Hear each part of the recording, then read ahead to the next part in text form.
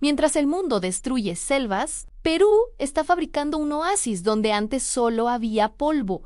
Nos repiten que para producir más alimentos hay que talar más bosques, que el crecimiento agrícola siempre viene acompañado de deforestación y que no existe otra salida que seguir empujando la frontera sobre la Amazonía. Pero eso es una narrativa cómoda que casi nadie se detiene a cuestionar, porque mientras cada semana desaparecen miles de hectáreas de bosque amazónico para sembrar, en el norte del Perú alguien decidió hacer exactamente lo contrario. A no invadir la selva, sino transformar el desierto. Y no con discursos bonitos, sino con ingeniería brutal y visión a largo plazo. Yo pasé 3 años investigando este proyecto y cuando vi las cifras me quedé en silencio, porque el proyecto Olmos no es solo una obra hidráulica, es una declaración de principios que convirtió 38.000 hectáreas áridas en uno de los polos agroindustriales más productivos de Sudamérica, atravesando montañas, con uno de los túneles más profundos del planeta. Y aquí es donde todo cambia, porque esto no va solo de números impresionantes, ni de récords de infraestructura, va de entender que el futuro agrícola no necesariamente está en destruir lo verde que ya existe, sino en crear verde donde nadie imaginaba que fuera posible. Y lo que descubrirás hoy puede cambiar por completo la manera en que ves desarrollo, sostenibilidad y poder estratégico en la región. ¿Saben qué me llamó más la atención cuando empecé a revisar los documentos? Que esta idea no es nueva. En 1920, hace más de 100 años, un ingeniero estadounidense llamado Charles Sutton y un peruano Manuel Mesones ya habían propuesto esto. 100 años después, Perú lo hizo realidad. La cosa funciona así. El río Huancabamba nace en la Sierra de Piura, pertenece a la vertiente del Atlántico y normalmente sus aguas terminan en el Amazonas y después en Brasil. Pero estos tipos no se quedan quietos. Construyeron la presa Limón para interceptar esas aguas y las mandan por un túnel de 193 kilómetros que cruza toda la cordillera de los Andes, alcanzando profundidades de hasta 2.000 metros en ese túnel.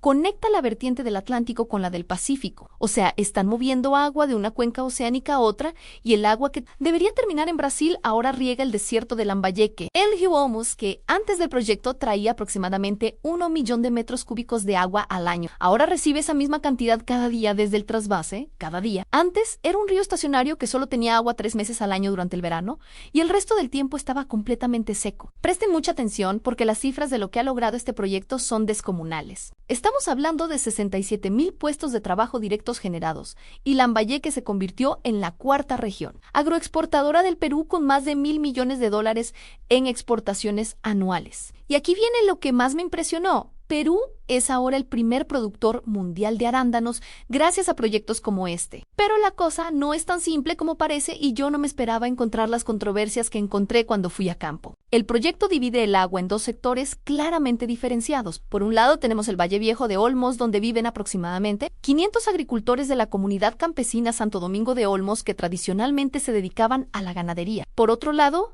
están las tierras nuevas, 38.000 hectáreas de lo que antes era desierto puro y ahora son propiedad de 11 empresas agroindustriales que las compraron al Estado en subasta hace 15 años. La verdad me dio coraje cuando revisé los documentos oficiales porque el PEO te prometió entregar 5.500 hectáreas bajo riego a la comunidad campesina y hasta hoy esa promesa no se ha cumplido completamente. Es justo que las empresas privadas tengan acceso garantizado al agua mientras las comunidades locales siguen esperando. Esa es la pregunta incómoda. Algunos agricultores del Valle Viejo tienen acceso parcial a la infraestructura de riego y otros siguen dependiendo de sistemas precarios, mientras en las tierras nuevas se produce con tecnología de riego por goteo de última generación. Las empresas privadas invierten en tecnología israelí, sensores de humedad en tiempo real y algoritmos que calculan exactamente cuánta agua necesita cada planta según el clima, la edad del cultivo y el tipo de suelo. Es impresionante tecnológicamente, pero genera una brecha enorme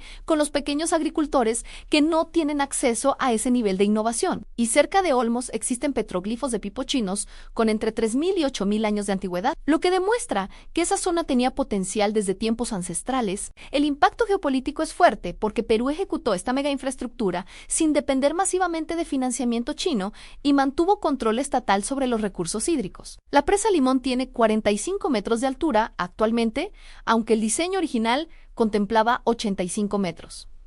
Y si algún día se amplía la capacidad, podría duplicarse. El túnel trasandino tiene 48 metros de diámetro, cruza diferentes composiciones geológicas y el agua tarda exactamente 2 horas en recorrer los 193 kilómetros desde la presa hasta la salida en Olmos.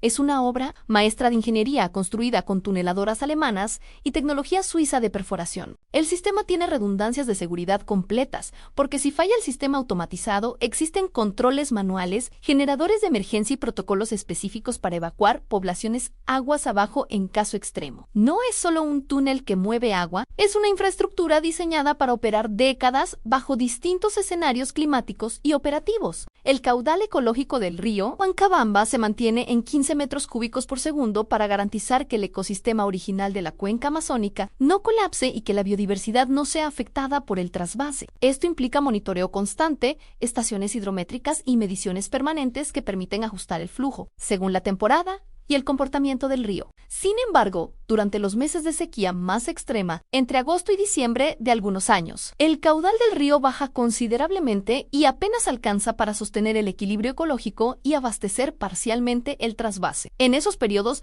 los agricultores deben racionar agua, reducir turnos de riego y algunos cultivos experimentan estrés hídrico, lo que demuestra que el sistema sigue dependiendo del comportamiento climático en la sierra. Aquí hay algo clave que muchos no dimensionan. El proyecto no solo transformó el desierto, sino que cambió la matriz económica. De toda la región norte del Perú, antes Lambayeque, que dependía principalmente del arroz y de la caña tradicional, con márgenes bajos, hoy compite en mercados internacionales de alto valor con arándanos premium y paltas de exportación. Las empresas agroindustriales no solo cultivan, han construido plantas de procesamiento, centros de empaque con certificación Global Gap, laboratorios de análisis fitosanitario y sistemas de trazabilidad que permiten rastrear cada caja, exportada hasta la parcela exacta donde fue cosechada. Eso significa acceso a mercados europeos y asiáticos con estándares extremadamente exigentes que pocos productores en la región pueden cumplir. La tecnología de riego que utilizan es de precisión milimétrica, basada en sistemas de goteo subterráneo, sensores de humedad enterrados en distintos niveles del suelo y estaciones meteorológicas que alimentan algoritmos predictivos. Estos sistemas no solo optimizan el uso del agua,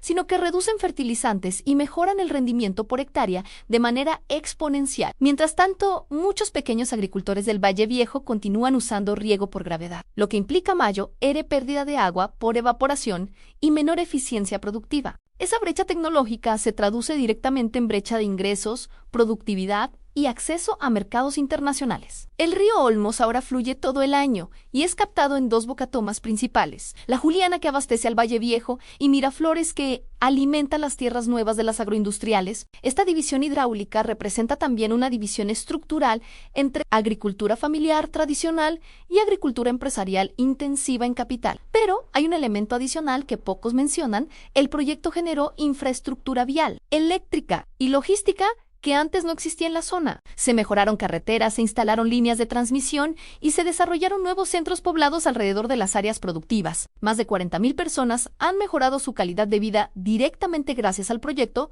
y miles más lo han hecho de forma indirecta a través de servicios, comercio y transporte. No es solo agricultura. Es una reconfiguración completa del ecosistema económico regional. El impacto laboral también es relevante porque muchas agroindustrias ofrecen empleo formal con beneficios sociales. En una región donde antes predominaba el trabajo informal, eso implica acceso a seguro de salud, aportes previsionales y estabilidad laboral que antes no existía para miles de familias. Pero el proyecto también enfrenta desafíos estructurales importantes. El contrato de concesión del trasvase tiene vigencia hasta 2054, lo que garantiza estabilidad operativa, pero también genera dependencia contractual a largo plazo. La distribución del agua en campo está sujeta a contratos y tarifas que podrían modificarse con el tiempo, generando incertidumbre especialmente entre pequeños productores. Esa incertidumbre contractual puede convertirse en un factor de riesgo si no se gestionan adecuadamente las renovaciones y ajustes regulatorios. Desde el punto de vista ambiental, el proyecto representa un modelo distinto al de expansión agrícola basada en deforestación amazónica. Aquí no se taló bosque primario para ampliar frontera agrícola,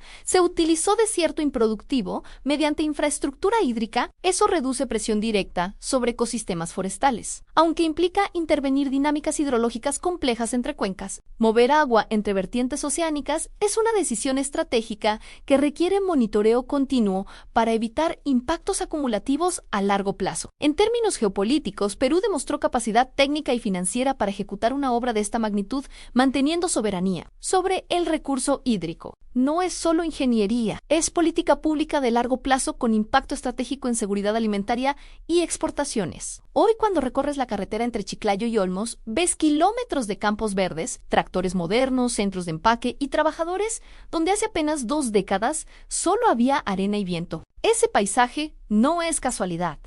Es el resultado de planificación de casi un siglo y ejecución concreta en las últimas décadas. La pregunta que queda abierta no es si el proyecto es impresionante técnicamente, porque lo es. La pregunta es cómo lograr que la modernización tecnológica llegue también al pequeño agricultor. Para cerrar la brecha social que aún persiste, si Perú logra equilibrar eficiencia productiva con equidad en acceso al agua y tecnología, podría consolidar uno de los modelos de desarrollo hídrico más relevantes de América Latina. Y eso cambiaría completamente la narrativa regional sobre cómo enfrentar escasez de agua sin destruir bosques. Responde en los comentarios. Te estaremos leyendo. ¿Qué opinas sobre este modelo y su impacto social, ambiental y estratégico? ¿Crees que otros países deberían apostar por infraestructura hídrica en desiertos antes que expandir la frontera agrícola mediante deforestación? Hasta la próxima.